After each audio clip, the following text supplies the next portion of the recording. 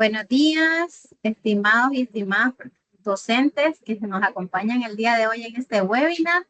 Primero que nada, agradecerles, ¿verdad? Siempre su asistencia y su participación activa en esta serie de eventos que estamos realizando de manera sincrónica. El día de hoy nos corresponde desarrollar el webinar titulado Diseño efectivo de rúbricas, evaluar con claridad y coherencia en la educación superior. El webinar del día de hoy va a estar a cargo de la doctora Tania Valenzuela, nuestra directora académica, doctora en educación y con mucha experiencia en el tema de evaluación formativa. Entonces yo sin más le cedo la palabra a la doctora Valenzuela, que tendrá un tiempo de 1 hora, hora 15 minutos para desarrollar su tema. Gracias. Buenos días, muchas gracias Ana Julia por esa invitación y por esa introducción. Espero que todos estén teniendo una buena mañana. Agradecerles por el interés y el espacio que estamos asignando a estos momentitos que son pequeñas cápsulas de aprendizaje en las cuales nosotros queremos motivarles a seguir profundizando en estos temas que consideramos son sumamente relevantes en nuestros procesos de docencia, ¿verdad? Como formadores y el crecimiento del perfil como profesores universitarios, que todos estamos llamados. Bien, entonces, sin más, bueno, lo más difícil de este proceso es el tiempo que nos han asignado, así que vamos a tratar de organizarlo lo mejor posible y sacarle un buen provecho. Vamos entonces a iniciar. Quiero compartir pantalla. Permítanme a ver si se genera sin problema compartir pantalla desde mi PC. Ponemos la presentación. Sí.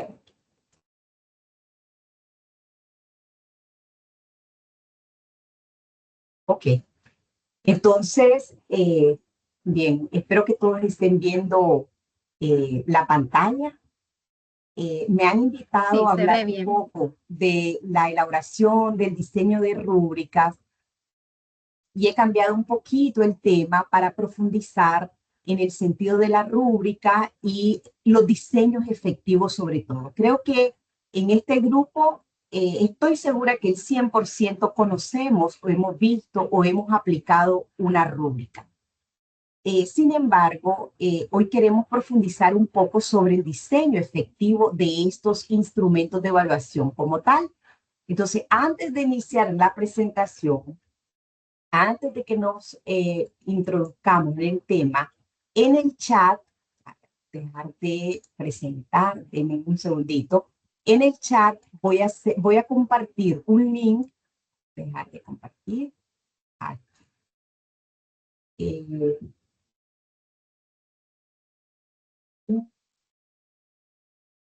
En el chat vamos a contestar, vamos a interactuar en una página, espero que funcione bien esta página, donde hay 3 preguntas. Tratemos de ingresar en el chat, he colocado el link. Hay 3 preguntitas que estoy compartiendo con ustedes. ¿Logran verlas?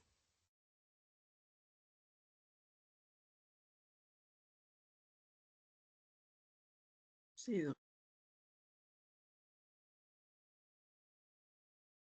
Entonces son 3 preguntitas para una rutina de pensamiento de lo que vamos a construir en este momento. Las vamos a tener ahí presentes y pueden ir contestando, no todas. Iniciemos con la primera, quizás en algún momentito voy a dar otra pausa. ¿Qué conozco de este tema? Ideas. Hay un post-it que se llama Stick Note. En ese post-it ustedes lo pueden colocar y pueden generar con el mismo color una respuesta. ¿Qué conozco de ese tema? Ustedes ponen el color amarillo para para cada una de sus respuestas y pueden ir colocando. Vamos a compartir qué conocemos de este tema de manera particular. Ahí veo a varios conectados. Muy bien. Hacer este tipo de preguntas antes de los procesos de inicio se llaman rutinas de pensamiento, que son pequeños ejercicios que también nos permiten a nosotros como profesores identificar el nivel de conocimiento previo que existe sobre el tema, pero también al final al estudiante le devuelve el proceso de lo que ha aprendido. Entonces vamos a ver si logramos generar algún pequeño proceso de aprendizaje en este tiempo que es sumamente cortito. Ustedes pueden ir completando y en algún momento vamos a regresar a ese espacio donde han ido compartiendo algunas de sus ideas de lo que conocen alrededor de este tema. Bien, entonces regresemos a la sala. Mientras tanto, podemos tener ahí a mano esa pestañita. Entonces regresamos a la sala y voy a compartir nuevamente parte de la presentación. Ya no me permite compartir, Ana Julia. Ah, aquí ya, se me activó. Ok, entonces, ahí están, ahí pueden verse ustedes activos. Y vamos entonces con una presentación que voy a tratar de hacerla interactiva, donde no solo yo vaya compartiendo estos conocimientos. Entonces, el objetivo que tenemos para hoy es reconocer elementos de una rúbrica básica, reconocer porque la mayoría ya conocemos de este instrumento, pero que este reconocimiento nos permite evaluar a través de una rúbrica de manera clara, coherente, alineada con los resultados de aprendizaje o con los objetivos o con las competencias, dependiendo de la estructura curricular que nosotros estemos utilizando. Entonces, de manera específica, vamos a tener 3 metas concretas. Una es comprender de qué se tratan las rúbricas y cómo están compuestas, cuáles son sus componentes esenciales, básicos. Otro aspecto es lograr diferenciar entre los tipos de rúbricas. Hay 3 tipos de rúbricas que les voy a compartir. Las más conocidas son la analítica y la holística. Y vamos a ver una tercera, que es una novedad también en el tema de las rúbricas. Y finalmente vamos a hacer un pequeño ejercicio para valorar y elaborar una rúbrica sencilla que sea aplicable a alguna de sus asignaturas. Entonces, dicho eso, ¿hay alguna consulta respecto a los objetivos que nos hemos trazado? Pueden reaccionar manito arriba, manito abajo, carita con duda. Pueden también establecer ese tipo de reacciones en la plataforma. Bien. Denme un segundito para lograr ver sus reacciones. Se me activa aquí en la pantalla. Dejo de ver sus reacciones y quiero activar para estar viendo. Ahora sí, ahí veo al profesor Eduardo. Ok, bien. Entonces, en la presentación, aquí está, listo. Bien, en la presentación, nosotros tenemos una gran pregunta. Y esa pregunta como profesores es las dificultades que enfrentamos como docentes al evaluar los trabajos de nuestros estudiantes. Pueden entonces en el chat mandarme algunos mensajitos sobre las dificultades reales que ustedes y yo como docente vivimos cada vez que evaluamos los trabajos de nuestros estudiantes. Ana Julia quizás me va ayudando a leer algunos de los comentarios en el chat que van dejando, los que van incorporando algunos mensajes. Ok.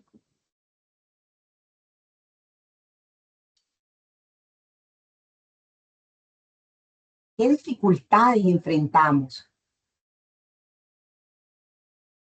Algunos dirán tiempo para revisar, tiempo para retroalimentar.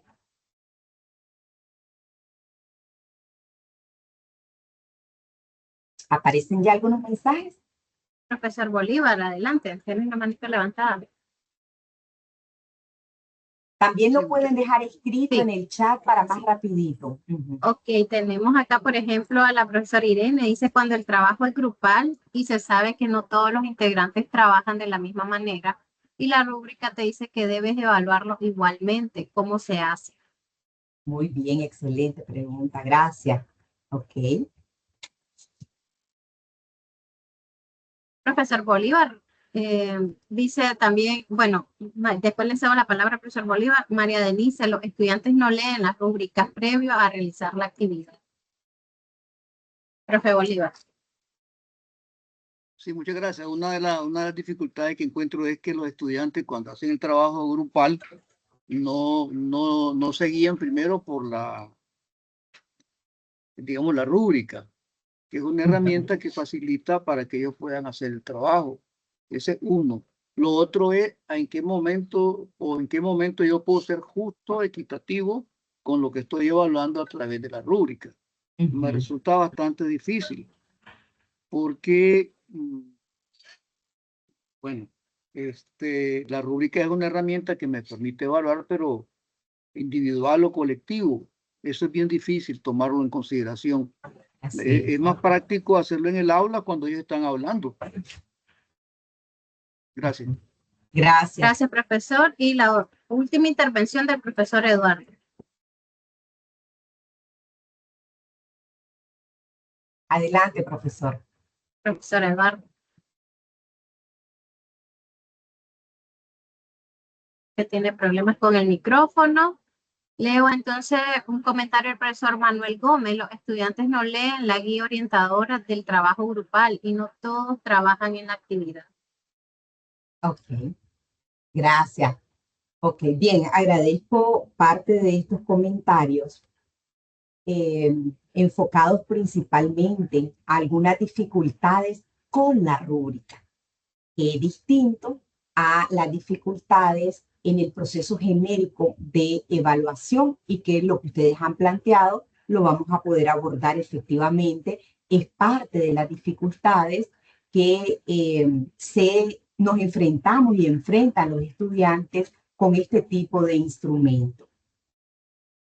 También algunas dificultades generales en los procesos de evaluación, ya lo mencionaban uno de ustedes, es cómo ser justo y objetivo para el proceso de evaluación, donde cada estudiante tiene diferentes habilidades, viene de diferentes contextos, tiene diferentes recursos para sus procesos de aprendizaje.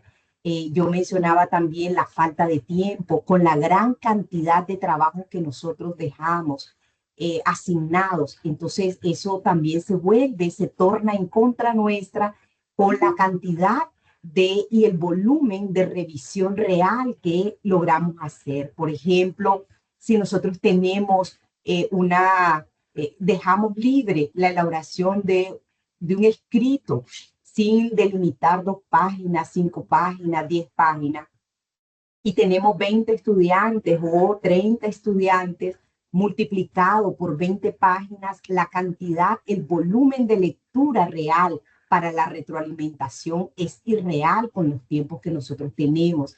Entonces, el estudiante también pierde un poco de confianza en el proceso de devolución de ese escrito debido a la profundidad de las lecturas con el poco tiempo que nosotros tendríamos para revisarlo.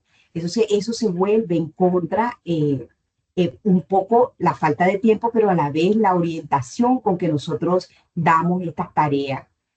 Dentro del proceso, criterios poco claros son realmente un obstáculo epistemológico en el proceso de aprendizaje de los estudiantes, porque los trabajos a veces no cumplen los criterios establecidos, incluso dando las orientaciones, que yo he hecho este experimento en mis clases y es interesantísimo cómo los estudiantes, dando la tarea, orientando la tarea en vivo, solicito a 3 estudiantes diferentes que expliquen qué es el trabajo que van a presentar la siguiente semana. De los 3, tal vez uno del experimento que yo he podido realizar se comprende otra cosa, incluyen otros elementos, tiende el cerebro a interpretar de manera individual e independiente las orientaciones. Y cuando esas orientaciones son criterios poco claros, entonces la tarea no va a reflejar lo que nosotros estamos buscando. Entonces, ese también es una gran dificultad en los procesos de evaluación de parte nuestra y también que dificulta para los estudiantes. Ya hablábamos también de la retroalimentación clara, los trabajos que implican a veces poco esfuerzo también, ¿verdad? Para los estudiantes, la diversidad, cuando nosotros queremos ser justos, también la diversidad de los estudiantes que tenemos, que precisamente ayer se abordaba ese tema, cómo trabajar estudiantes con diversas habilidades de aprendizaje. Entonces, todo este panorama, todo este contexto implica una reingeniería en los procesos de docencia para que el estudiante aprenda de la mejor forma. Entonces, finalmente,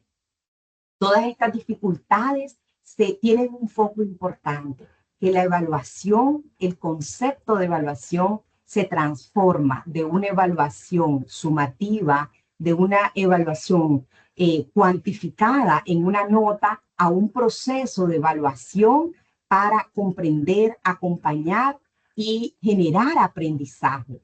Todos los procesos de evaluación naturales en el ser humano generan procesos metacognitivos que proporcionan aprendizajes para la vida.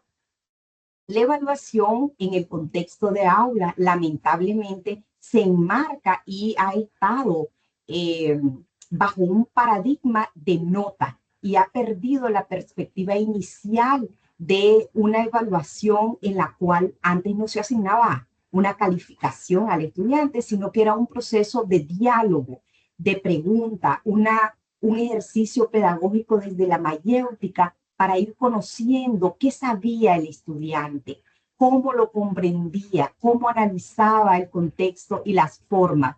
Eso se pierde cuando a través de la industrialización, toda la revolución industrial, se incorpora un valor a ese proceso. Y ahí hay se rompe un poco el paradigma y nos encasillamos bajo una formación de una educación eh, más de esa época, más napoleónica, donde había una meta de formar muchos profesionales con estas características. En cantidades necesito a estos estudiantes. Entonces, la evaluación también tiende a tergiversarse con una calificación. Sin embargo, esto se va transformando a mediados del siglo XX, ya para los años 50, 60, hay una reevaluación y análisis de muchas teorías alrededor de la evaluación y surgen categorías de técnicas de evaluación e instrumentos de evaluación, que son dos cosas totalmente diferentes. La técnica es el cómo lo quiero hacer y el instrumento es con qué lo voy a medir. Entonces, nosotros conocemos una diversidad de técnicas de evaluación, sobre todo este tipo de técnicas que espero que logren leer en la diapositiva, buscan colocar al estudiante en situaciones y roles similares a lo que podrían ser su contexto profesionalizante y desde ahí evaluarlo. Entonces, en educación hay un llamado para evaluar habilidades del pensamiento superior, y estas habilidades del pensamiento superior se refieren a un pensamiento crítico, a un pensamiento analítico, a un pensamiento problematizador, a un pensamiento reflexivo. Son pensamientos de alto nivel que la universidad tiene el compromiso de formar en estos profesionales, más que enfocarse en contenidos particulares que hoy contenidos están cambiando de una manera vertiginosa. Una ley que hoy era, ya no es. una fórmula que hoy era, ya no es, un medicamento que hoy funcionaba o ya no funciona. Entonces, cierto, en esta era digital y de una revolución del conocimiento tan rápido, esto va cambiando. Entonces, el llamado a las técnicas es colocar al estudiante en situaciones en las que él pueda demostrar y desarrollar ciertas habilidades de ese pensamiento superior. Estos son algunos de los casos. Hay muchísimas más técnicas que estas que logré incorporar en esta lámina porque no me cabían la cantidad de técnicas para el pensamiento superior. Pero en instrumentos no hay tantos. Los instrumentos son contados con las manos de los dedos y nos sobran dedos. Para evaluar se han propuesto listas de cotejo, rúbrica, escalas de valoración, guías de observaciones, registros anecdóticos, diarios de clase, el examen escrito, los cuestionarios que responden al examen escrito, formularios digitales, guías de entrevistas, hojas de seguimiento y fichas de evaluación. Son algunos de los instrumentos que permiten el con qué se puede medir o evaluar ese desarrollo de los estudiantes en ese proceso de formación en la universidad. Bien, es importante diferenciar entre técnica e instrumento. Hoy solo me han invitado a hablar de la rúbrica, entonces aún solo en ese instrumento podríamos crear muchísima información de dónde surge, qué es una rúbrica de evaluación. Y en ese contexto, no me quiero limitar a algo sencillo de lo que nosotros conocemos, sino compartir con ustedes un poquito de la parte o el fundamento teórico de este instrumento de evaluación, que también es una herramienta o instrumento, son términos en educación, en evaluación educativa, sinónimos cuando hablamos de instrumento o de herramienta. Las rúbricas se incorporan en la evaluación superior en un cambio drástico donde dejamos o analizamos el modelo tradicional para incorporar en un nuevo modelo, una crisis ante el proceso de aprendizaje de los estudiantes, donde la educación superior se reta a pensar en una nueva concepción de enseñanza y en una nueva concepción de aprendizaje en las universidades. Principalmente entonces este instrumento surge o nace en ese contexto de transición de un modelo tradicional a nuevas corrientes teóricas como es la evaluación auténtica. Esta evaluación auténtica está sustentada por varios autores que impulsaron nuevas teorías para lograr evaluar al estudiante desde ese rol imaginario, colocar al estudiante en escenarios profesionalizantes, profesionales, desde todas las asignaturas para lograr evidenciar ciertas habilidades, competencias, resultados de aprendizaje con ellos en vivo y directo. Entonces, este instrumento tiene cabida desde una evaluación criterial que fue acuñada por Benjamin Bloom. Probablemente ustedes conocen mucho de todas las categorizaciones de objetivos que tiene Benjamin Bloom, pero también él acuña e impulsa todo lo que es la evaluación criterial que este tipo de instrumentos responde. Solo quiero aclarar que existen dos tipos de evaluación, la normativa y la criterial. Antes de estas corrientes teóricas era una evaluación normativa, donde el profesor orientaba al estudiantado a realizar ciertos trabajos, por ejemplo, un ensayo. Y al entregar el ensayo, el profesor leía los ensayos una primera vez y basado en el mejor ensayo según su perspectiva, creaba una norma de evaluación. Si este es el ensayo del profesor Eduardo, que tiene 100, hacia abajo iban el resto de ensayos categorizándolos bajo una norma de evaluación. Por muchísimos años el enfoque del modelo tradicional evaluó así. Desde la perspectiva del profesor, este era el mejor trabajo. Inclusive habían ejercicios para validar estos trabajos donde uno sellaba el nombre de los estudiantes para no ser para no tener la influencia de saber que este profesor, que este estudiante es bueno, entonces tomabas el primero, sino tachar el nombre para que pudiese leer como el mejor. Ese era una evaluación normativa. Este tipo de instrumento es impulsado desde una nueva evaluación que se conoce como toda la evaluación criterial, el aprendizaje significativo que lo acuña Ausubel también, ¿verdad? Que tenga significado para los estudiantes. El enfoque constructivista de Vygotsky impulsa un poco más y da sentido a este tipo de instrumento que me imagino en los años 80 y 90, cuando tuvo su auge la rúbrica, tuvo que haber tenido mucha resistencia del profesorado o del estudiantado diciendo cómo le voy a dar la piedra al estudiante, porque antes la evaluación era oculta.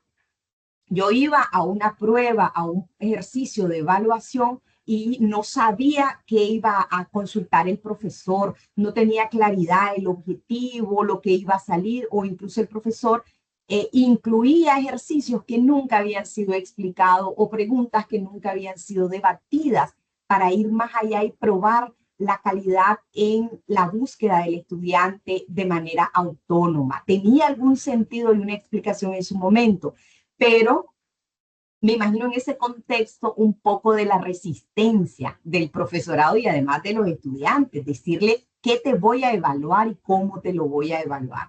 Entonces, en ese periodo, ¿verdad? En esta década de los 80 y los 90, logra consolidarse este instrumento principalmente en las universidades con el fenómeno de evaluar por competencias, de incluir procesos por resultados de aprendizaje y termina de consolidarse con esa corriente de un nuevo concepto de evaluación, que es una evaluación auténtica.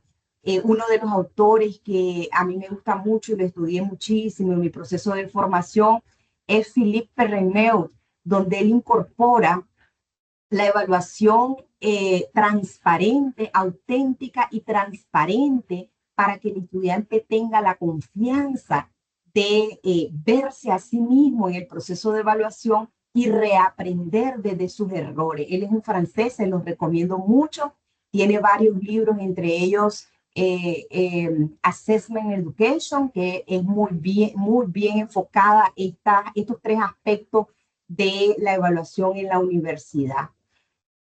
Finalmente, la rúbrica se consolida en las universidades a inicios de los años 2000, sobre todo por el fenómeno de las acreditaciones de las universidades. Por un lado, más todo el fenómeno en Europa, ¿verdad? De la incorporación del proceso de Bolonia, la incorporación del enfoque por competencias, y en Latinoamérica es más evidente con este tema de las acreditaciones de las universidades y sobre todo también con la incorporación de plataformas digitales como la nuestra, que permiten automatizar este tipo de instrumentos en los procesos de evaluación. Entonces, ese es un poco, ¿verdad?, el recorrido y el origen de las rúbricas como instrumento de evaluación, pero en pocas palabras y de acuerdo a lo que tengo en la presentación, es un instrumento que permite evaluar desempeños y eso de manera justa, objetiva y clara, dependiendo de cómo nosotros redactemos esos criterios y logremos concretizar los desempeños de aprendizaje que nosotros tenemos en ese instrumento cuando se trata de una rúbrica que vamos a ver a continuación. Los tipos de rúbrica, les comentaba que históricamente han sido dos, hoy hay una nueva, es una tercera, y la rúbrica para mí, como educadora más compleja, es la rúbrica analítica, porque en primer lugar establece, ¿verdad? Pensar en qué criterios puedo evaluar en esta tarea. Es un ejercicio fuerte y que consume mucha energía para mí como docente al pensar qué quiero evaluar. Y lo que queda establecido en los criterios es un compromiso y es un contrato que no puedo romper con el estudiantado. Por eso hay que tener sumamente cuidado en los criterios que vamos a incluir, porque luego en el acto de la evaluación puede surgir otro elemento que me gustaría evaluar, pero ya no está dentro del contexto de esos criterios, por lo tanto, no es justo incluirlo.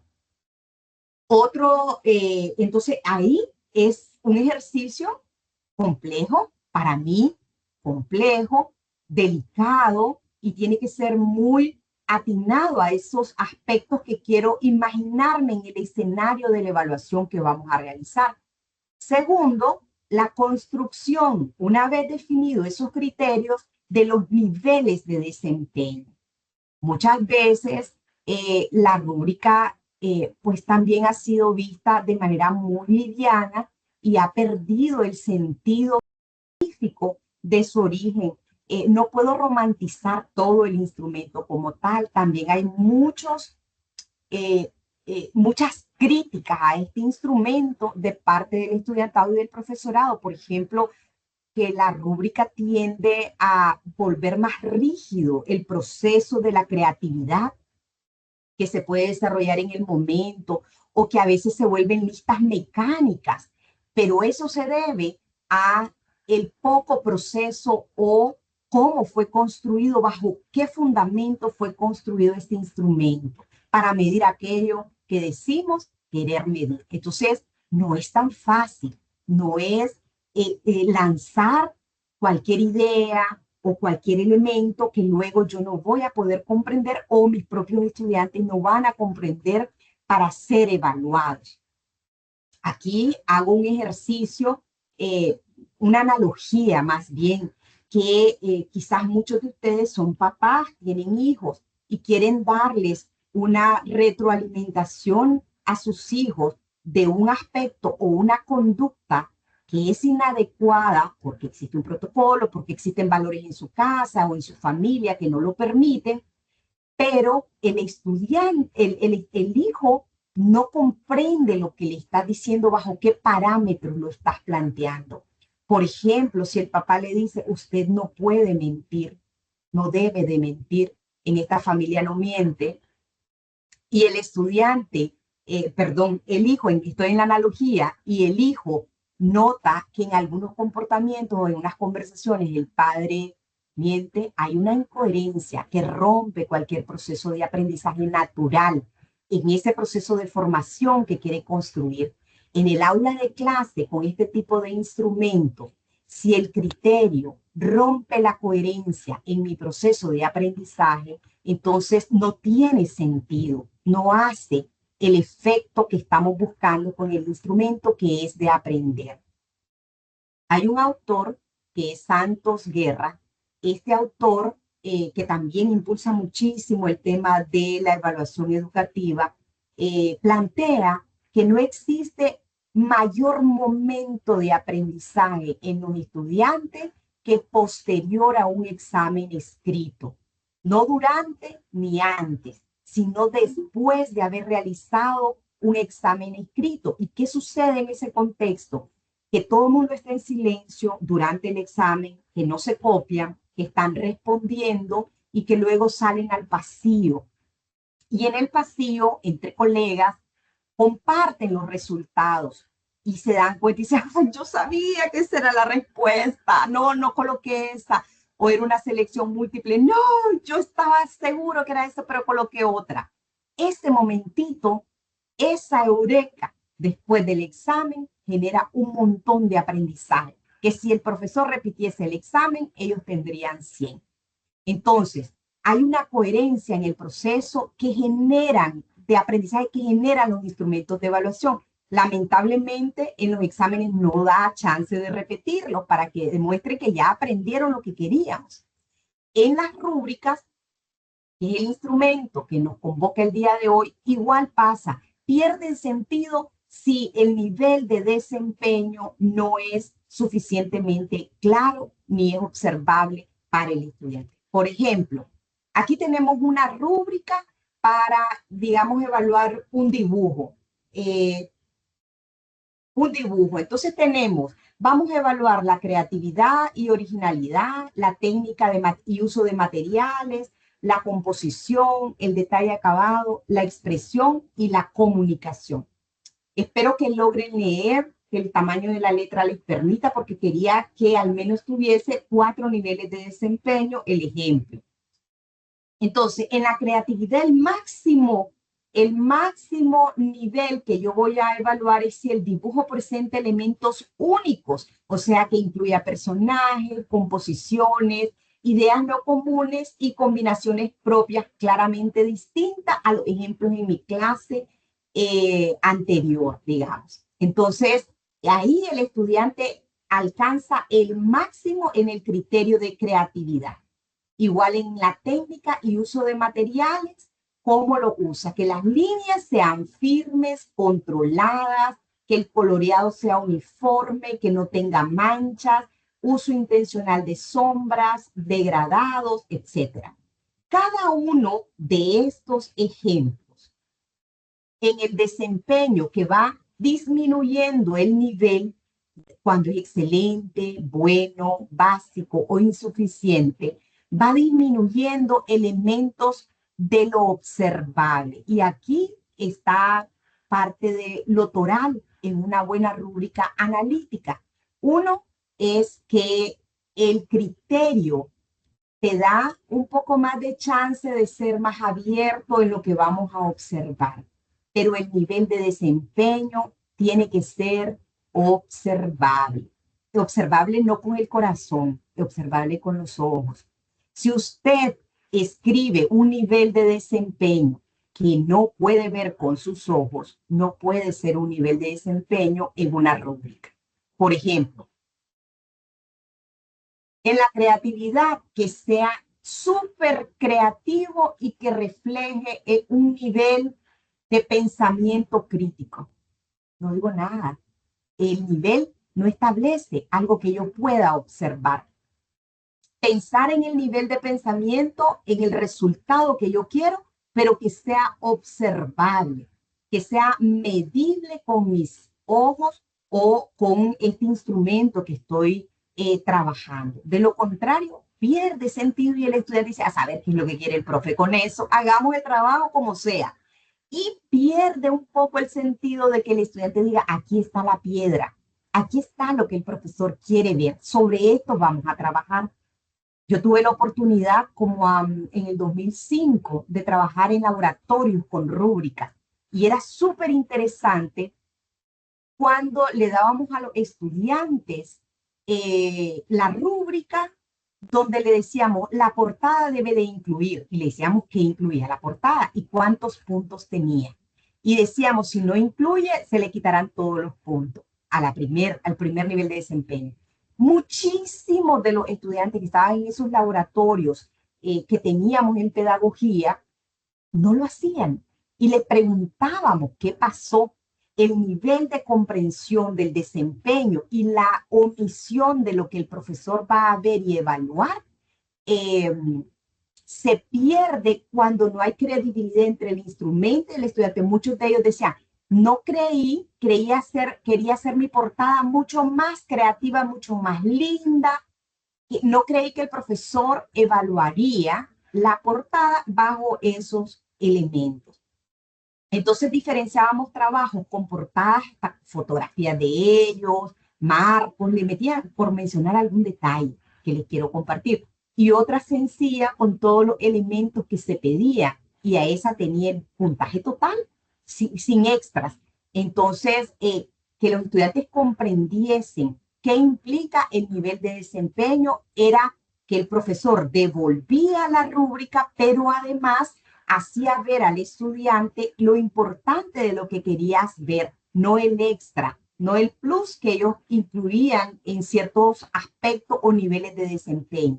Entonces, esto es importante pensarlo desde la perspectiva de nuestros resultados de aprendizaje y cómo esos resultados de aprendizaje yo los podría observar dentro de esos niveles de desempeño que voy a redactar.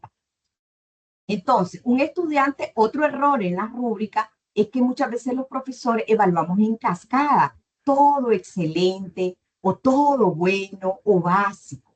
Entonces, la rúbrica te permite moverte en niveles. En creatividad, excelente. En uso de materiales y técnica, bueno, ahí estuvo bueno, ahí bajó un poco. En composición y organización del dibujo, básico, está bien. Y en la expresión, en el detalle acabado, tiene que mejorar, fue insuficiente. Entonces, este estudiante va a tener de los 20 puntos asignados a la rúbrica, ¿cuántos tendría? Háganme la sumatoria, los que me siguen. 10. 4 y 3, 7 y 7. 2, 9 y 1, 9. 10.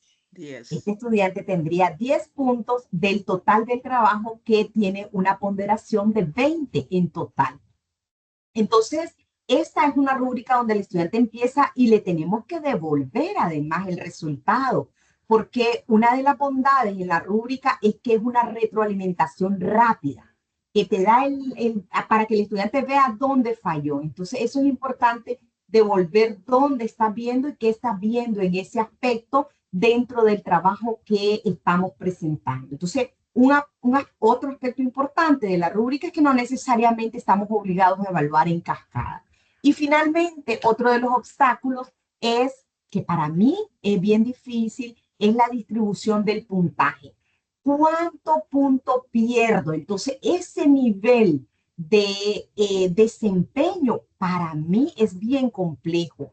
¿Cómo el estudiante de 20 pierde 15? Y luego 10 y luego 5? Entonces teníamos grandes debates en ese laboratorio de pedagogía en el que yo participaba para decir, no, hagamos más niveles en lugar de 20, 18, 15. Entonces eran esos debates. Es bien complejo tratar de que ese instrumento cumpla también con la parte sumativa, siendo él de manera natural un instrumento más formativo y que impulsa una retroalimentación rápida.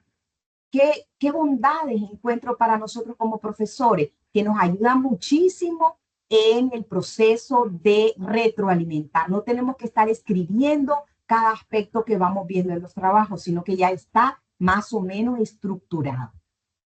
Bien. Doctora Valenzuela, ¿me permite leer un mensaje que me parece muy interesante del profesor Alexis? Adelante.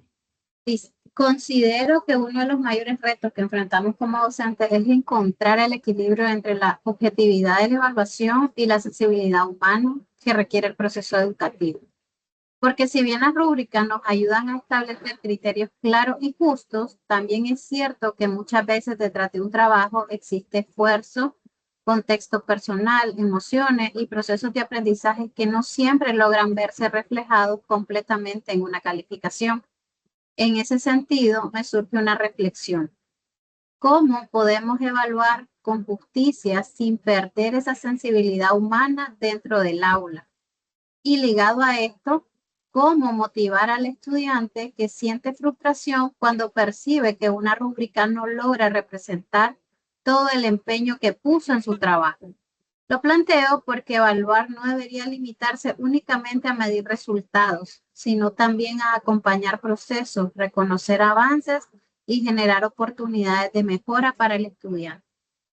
El profesor Alexis Alonso. Muchas gracias, profesor.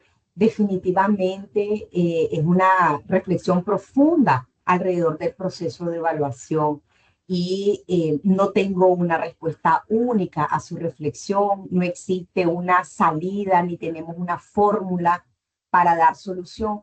Lo único que podría, ¿verdad? Con todos los años que tengo de conocer y trabajar este instrumento, que podría recomendar son dos aspectos. Uno, cuidar mucho el tiempo para la elaboración de parte de nosotros como profesores de esas rúbricas. Y número dos, como todo instrumento, debe de ser validada. Validada en el sentido de que la otra persona, o sea, mis estudiantes, la comprendan. Comprendan cada aspecto de lo que tienen que realizar en su proceso de construcción. Entonces, por lo menos alinear expectativa ayuda un montón para que no pierda ese sentido. Y el enfoque de evaluación de resultados es importante. Cuando hablamos de resultados, recordemos que no son resultados únicamente de habilidades duras, también implica resultados en el desarrollo del ser, de la personita que estamos trabajando. Entonces, en nuestros resultados también están esos valores, está esa persona, está la parte humana que también podemos incluir en algunos desempeños dentro del instrumento. Entonces, agradezco mucho que haya aportado esa reflexión, porque si el instrumento también puede valorar parte de la formación personal, no solo de contenido, ni solo están enfocadas ni pensadas para esa formación dura, sino más bien de habilidades personales que el estudiante logre sentirse identificado con esa propuesta de niveles de desempeño con el cual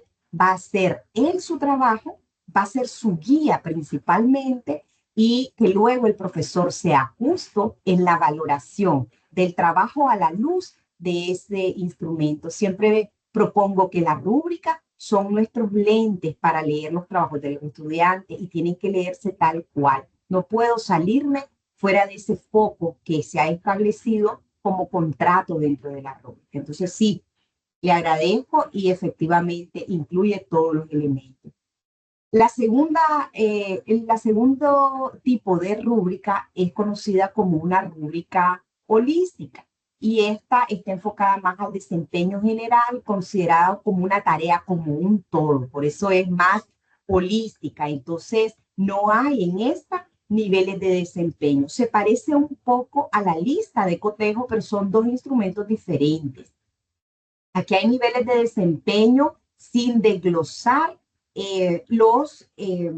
cada uno de los descriptores, solamente una descripción general. Pueden ver aquí, por ejemplo, que este tipo de rúbricas establece siempre niveles de desempeño, pero en lugar de tenerlos como criterios, se derivan directamente el nivel que nosotros queremos valorar con un puntaje que también se incluyen para hacer formativa y sumativa la evaluación, y una descripción general. Entonces pueden ver acá que por ejemplo, en esta descripción general dice que el nivel va a ser excelente cuando hay un desempeño excepcional que supera las expectativas, un desempeño sólido que cumple las expectativas, o un desempeño aceptable con lo mínimo que yo esperaba, o insuficiente con un desempeño por debajo de las expectativas. ¿Qué opinan de esas descripciones del nivel de desempeño?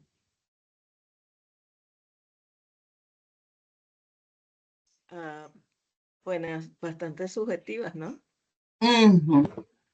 Exactamente, totalmente subjetivas, donde el estudiante dice, bueno, yo hice mi mejor esfuerzo, pero el profe siente que estuve por debajo de las expectativas. Entonces, cuidar ese tipo de, a pesar de que la rúbrica es podemos establecer el desempeño, que la descripción trate siempre de describir lo que el ojo humano puede ver. Si no lo podemos ver o escuchar con los sentidos entre todos, entonces es muy difícil de evaluar. Todo queda en el nivel abstracto, y ahí es donde hay una gran confusión con los procesos y los niveles de desempeño si lo dejamos en la parte abstracta. Digamos que un ejemplo podría ser entonces, cuando es excelente, el dibujo está completo, está bien organizado, está limpio. Hasta ahí yo lo puedo observar. Presenta una idea clara, buen uso del espacio, detalle visible, manejo adecuado de líneas y color. Es como el nivel, un solo nivel, y luego lo va derivando el mismo nivel. Solo eso voy a ver un dibujo general con esto. Si el dibujo tiene el puntaje máximo, 4 puntos, entonces está bien, está completo, está organizado y está limpio. El resto, ¿verdad? Está la idea clara, buen uso, espacio, detalle visible y el manejo adecuado. No hay posibilidad de la subjetividad del estudiante o el mío propio. Por eso la rúbrica no necesariamente tiene que ser el profesor que la creó el único que la pueda utilizar. Finalmente, la nueva rúbrica es la rúbrica de un solo punto que se enfoca en un criterio. Voy a pasar rapidito esta porque también está igual, ¿verdad? Traté de incluir algunos dominios de criterio que son y que es natural que los encontramos. Inclusive la IA los da así. Cuando les piden ayuda a la IA, que no es malo, que no es pecado pedir ayuda para avanzar más rápido en la construcción, los da y los evidencia de manera muy subjetiva. Entonces, ese tipo de ejemplos no deberían de construirse desde la subjetividad. Entonces, más o menos se ve así una rúbrica de un solo punto.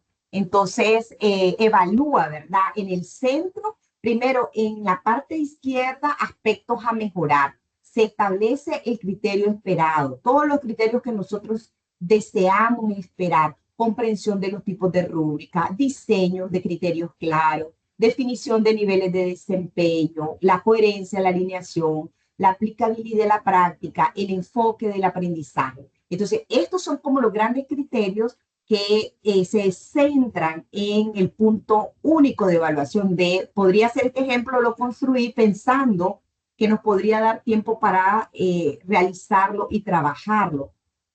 Y luego, en el otro nivel, los aspectos destacados en cada uno de estos criterios. Entonces, este tipo de rúbrica es un enfoque nuevo y sobre todo es un enfoque que está orientado a la autoevaluación, que también tiene que ver muchísimo con la participación del estudiantado en su proceso de evaluación. Normalmente nuestra evaluación es muy enfocada desde el profesorado. Ese tipo de evaluación se llama heteroevaluación, donde el profesor es quien tiene el poder, la autoridad para evaluar. Luego está la coevaluación, donde pares se evalúan y se asignan puntaje, y está la autoevaluación. Este tipo de evaluaciones, las dos últimas, tienen un fuerte impulso en esto, sobre todo en estos últimos años, para asegurar que el estudiante comprenda sus procesos de aprendizaje a través de prácticas de autoevaluación. Ha habido, como en todo, resistencia del profesorado porque creemos que el estudiante pierde la objetividad o no es capaz de decir o hacerse una autoevaluación adecuada. Entonces, todavía nosotros en Latinoamérica no tenemos la cultura suficiente para el proceso de autoevaluación, pero tenemos que promoverla, confiar en que el estudiante es capaz de autoevaluarse y que otro estudiante es capaz de evaluarlo. Y lo digo porque existe aún en la pedagogía andragógica, en los niveles altos de formación, maestría, doctorado, donde un colega le dice al otro, no me preguntes tan fuerte, decime qué me vas a preguntar, no me tiren preguntas duras. Entonces, ¿por qué evitamos? No existe una cultura abierta a las preguntas y a la evaluación. Entonces, es como el colega que me evalúa ya no me cae tan bien, aún siendo adultos. Entonces, hay mucha complejidad en la cultura de evaluación que nosotros tenemos. Entonces, predomina la heteroevaluación, donde quien tiene ese poder de evaluar es el profesorado. Y este otro tipo de evaluaciones viene a romper estos paradigmas, darle cierto elemento al estudiante a través de rúbricas, que ellos también sean capaces de leer desempeños, de construir desempeños para evaluar a colegas, a pares y también confiar en el proceso de autoevaluación. Entonces, eso es importante dentro de todo este enfoque, ¿verdad?, de instrumentos de evaluación. Bien, hasta aquí quiero hacer un alto para ver si hay preguntas y si quieren continuamos. Tengo más ejercicio y más contenido para desarrollar, pero yo sé que nos quedan 5 minutitos para las 12 y podríamos también hacer algunos comentarios e ir a ver el ejercicio que tenemos en la palestra de las preguntas que teníamos, ¿verdad? ¿Qué aprendí? ¿Qué esperaba aprender? ¿Qué conozco de este tema? ¿Y qué aprendí? Eso me gustaría volver otra vez. Veo pobres, no veo muchas participaciones allá, pero bueno, vamos a leer las que sí están. Voy a aprovechar para leer 2 comentarios, doctora, y luego le podemos ceder la palabra a profesor Eduardo, que toda la sesión ha pasado intentando. Bueno, el profesor Manuel Gómez dice, le hace la siguiente pregunta. ¿En cuál de las siguientes actividades es adecuado aplicar el instrumento de evaluación rúbrica? Seminarios, laboratorios, estudios de casos clínicos, trabajo extra clase, bitácora y portafolio.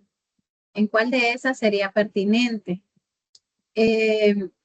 Luego le comparto la reflexión del profesor Walter. Dice que el impacto de las altas expectativas tiene una relación directa con exigencia positiva. Eso fomenta mejor rendimiento, mejores resultados y consistencias a largo plazo para tener un efecto Pigmalión en los estudiantes. Pero hay que diferenciar entre rigor versus control, acompañando con apoyo, motivación y confianza con vínculos de cercanía. Esos son comentarios que estaban en el chat. Y entonces le voy a dar la palabra al profesor Eduardo y seguido a la profesora Reina Alicia. Ok, gracias. Sí, insistí. Tenía problemas ahí con el micrófono. ¿Me escuchan bien, verdad? Bien. Sí, en mi experiencia como docente, particularmente en maestría, con los muchachos de pregrado, yo tengo una rúbrica, yo valoro para evitar las susceptibilidades. Yo hago una rúbrica, o lo hago al final de la jornada del semestre, o lo hago dentro de cada uno de los cortes evaluativos. Es valorar 3 elementos importantes dentro de mi rúbrica. Yo la tengo aquí, solo para rápidamente, porque yo sé que hay varios que quieren participar. Evalúo la asistencia a clase, le doy un puntaje con un criterio donde valoro la puntualidad y la presencia constante del estudiante en las clases programadas. En el caso de la otra rúbrica, o el otro criterio de evaluación es evaluar el nivel de intervención del estudiante en discusiones, aportes relevantes, preguntas, disposiciones para el trabajo, en clase, porque hacemos actividades en clase. Si no llega, no asiste, tenga la plena lo podría obtener si no está en clase. Y el otro es como para darle un valor significativo a sus actividades de entrega en tiempo de las tareas. Yo le doy un valor, mido la responsabilidad y el cumplimiento en los plazos establecidos para la entrega de actividades académicas. Entonces yo tomo, le digo, 10 puntos son míos, 90 puntos son de ustedes. Ustedes se lo van a ganar y van a sentir. Pero la nota es 100, quieren ganarse el 100, entonces consideren estos 3 criterios que tienen que ver con un aspecto donde ustedes tienen la última palabra. Si no asisten a clase, no participan y no entregan a tiempo sus tareas, pues difícilmente podrían tener estos puntajes adicionales. Eso en el caso de pregrado. En el caso de las maestrías, lo veo desde otro punto de vista. Aquí tiene que ver con la madurez para evitar las susceptibilidades y la subjetividad en la evaluación. Yo he dado clase a jueces, fiscales, procuradores, porque mi clase, dado mis 2 carreras, tanto de comunicador, en mis tantos años de trabajo en los medios de comunicación, como abogado, les doy las clases de técnicas de litigación oral, práctica jurídica o algunos elementos particulares procesales. Entonces hago muchos estudios de casos y entonces también les pongo rúbrica para que no digan, y algunos jueces, como les decía la doctora, te dicen, hermano, no me pases adelante, no me pregunté, o que alguien no me pregunte porque yo soy juez, me decía él. Así internamente, personalmente, no se dé cuenta, aquí todos le digo, somos estudiantes y todos estamos aprendiendo. Es más, vamos a aprender de usted. Entonces, tengo unos aspectos a evaluar, por ejemplo, claridad, concreción, sencillez, la fundamentación fáctica sobre los hechos, el uso de la doctrina, uso de la legislación nacional, uso de normativa internacional, uso de jurisprudencia, es decir, mencionarla a la hora de hacer un estudio de caso o debatir un caso en particular. Esos son elementos y le pongo NB, no muy bueno, bueno, regular, excelente, muy bueno, con las observaciones que tengo que ver alrededor de esa, indudablemente que es una evaluación mía, porque yo no espero que vayan a dar la respuesta como yo, porque como es un estudio de caso, en los estudios de caso hay distintos tipos de respuestas, es la verdad material de cada quien, entonces tengo que considerar ese elemento humano principal, porque lo que más me interesa no es que vaya a atinar en la misma respuesta que tengo yo, pero la aproximación y el esfuerzo y la validez y los argumentos son fundamentales. Eso es lo que puedo compartirle. Muchas gracias. Gracias, profesor. Profesora Reina Alicia, si podemos ser concretos Sí. en la pregunta por el tiempo, porque entendemos No, que claro.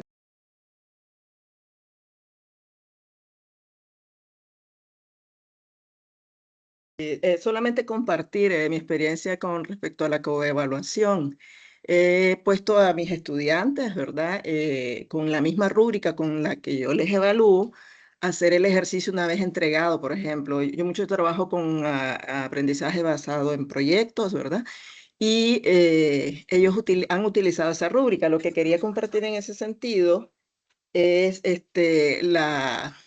la actuación de ellos, ¿no? El momento en que están ejecutando la coevaluación y haciendo recuento, ¿no? De toda esa experiencia, pues puedo decirles que un 70% de los estudiantes lo hacen, inclusive hasta con mayores niveles de exigencia que lo haríamos nosotros, ¿verdad? Cuando evaluamos. Es bien interesante verlos y observarlos en ese sentido. Y que menos de 20% se me aproxime y me dicen, profe, pero usted va a evaluarnos, porque me preocupa lo que cómo me están evaluando. Entonces, claro, en los espacios como son pequeños se escuchan, ¿verdad? Cuando están haciendo este ejercicio. Entonces era compartir eso básicamente y nada más decir en cuanto a lo que hemos recibido hasta ahorita, ¿verdad? En la posición de la doctora, que bueno, que ahora sí puedo decir y categorizar el tipo de rúbrica que estoy trabajando y que del tipo analítica. Pues ahora sí puedo reconocer, asociarla con eso. Gracias. Gracias a ustedes por el tiempo. Sí, efectivamente, hay alguien más con la manito levantada, ¿no? no hay más. Ok, sí, bueno, por el tiempo, ¿verdad? Vamos a revisar. Yo creo que dentro de los objetivos que teníamos trazado habían tres, no logramos uno. No logramos realizar una pequeña rúbrica para analizarla en el espacio, solo alcanzamos dos de conocer un poco de la rúbrica, los tipos de rúbrica que existen, y en otro vamos a ejercitar y a mostrar, aunque el profesor Eduardo nos daba parte de los elementos del ejercicio que quería realizar, que en el fondo es compartir los criterios que nosotros hemos pensado para la evaluación. Entonces, el principio, ustedes pueden evaluar sus criterios, pero el principio fundamental de esos criterios es que sean observables. Por ejemplo, la claridad yo no la puedo observar. Lo que para mí es claro, para usted no. La sencillez, para mí es sencillo, para usted no. La calidad, yo no la puedo valorar igual. Lo que para usted es calidad, para mí puede ser súper calidad. O lo que para usted no es calidad, para mí es de mucha calidad. Entonces son términos muy subjetivos. El profesor nos da ejemplos concretos, por ejemplo, en la asistencia, que más que una rúbrica, pues son acuerdos de decir tantas asistencias, tanto puntaje, y ahí no hay negociación. Son normas, digamos, establecidas más que criterios. Pero luego el uso de políticas, de normas, de inclusiones, de ejemplos que ejemplifique, que incluya analogías, ya te da otro elemento que sí podés hacer en el proceso de evaluación. Entonces, a manera de cierre, primero, la rúbrica no es un instrumento a la ligera, no es un instrumento que se construye en pocos minutos, por lo menos desde mi experiencia. No es un instrumento que no se debe de compartir. Es un instrumento, la rúbrica, que tiene que ser validado, porque si no es validado, es como cualquier instrumento en las investigaciones científicas, que si mi instrumento no se comprende, no sirvió y perdí el estudio de investigaciones. Todos nuestros instrumentos de evaluación deberían de tener un grado de validación. En mis primeros años como docente, allá como por el 98, a mí me costaba mucho hacer exámenes. Y cuando yo hacía los exámenes y me tocaba ya repartirlo con todos los estudiantes, muchos estudiantes me decían, profe, esto es así, esto es así. Entonces entonces yo iba y le explicaba.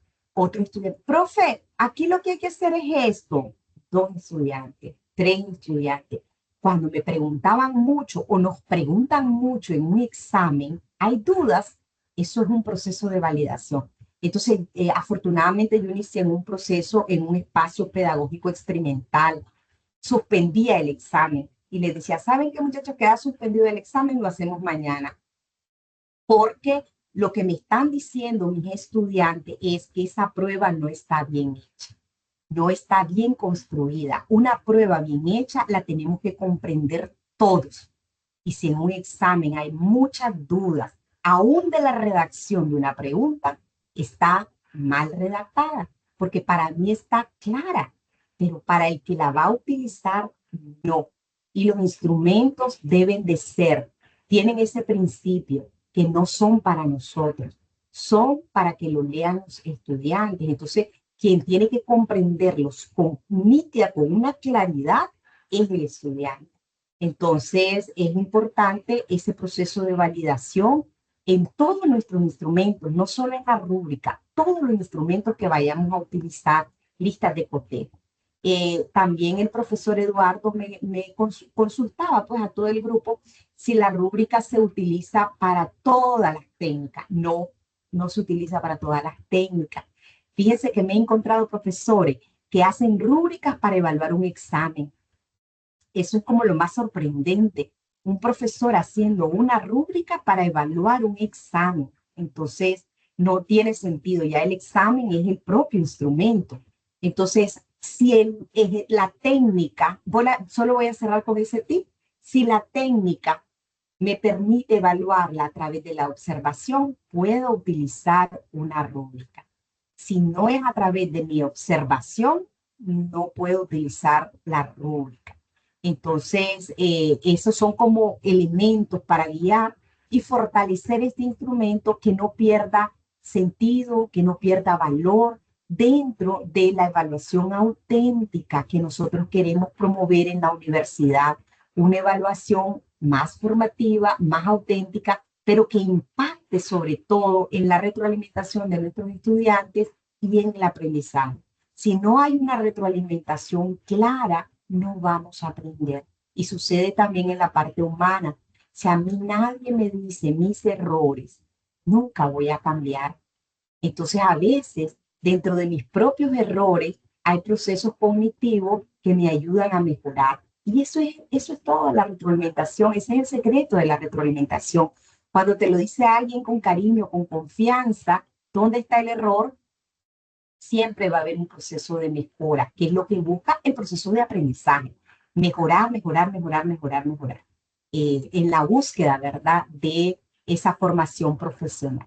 Así que nada, yo les agradezco un montón el tiempo, el espacio, y bueno, quedaría pendiente el ejercicio para hacer la rúbrica. Veo en los ejemplos, ya nos compartía Ana Julia un poquito de los que participaron. Queda abierta, no la voy a cerrar ahorita. Si ustedes quieren, termínenla, complétenla para sacar, ordenarlas y sacar en la nota de la publicidad todo lo que ustedes aprendieron en este pequeño espacio.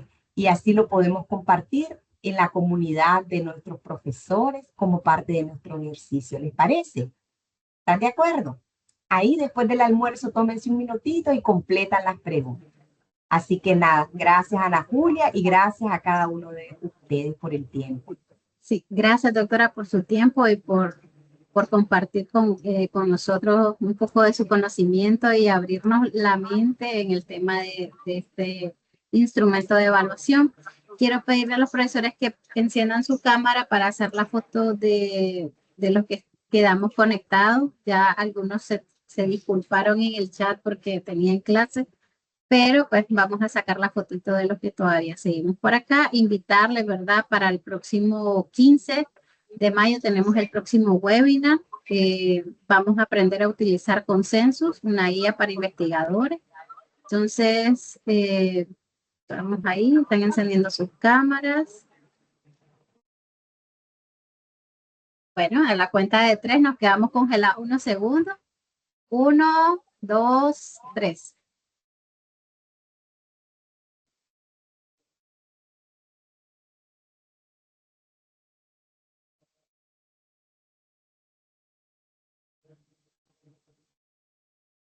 Listo, ya la tengo. Agradecida con todos siempre por su participación. Muchas gracias, bendiciones y nos vemos en la próxima. Bye. Hasta la próxima. Bye. Bueno, Gracias, buenas tardes. bye. Muchas gracias. Muchas gracias. Buen día, gracias. Bye. Buen día. Un gusto.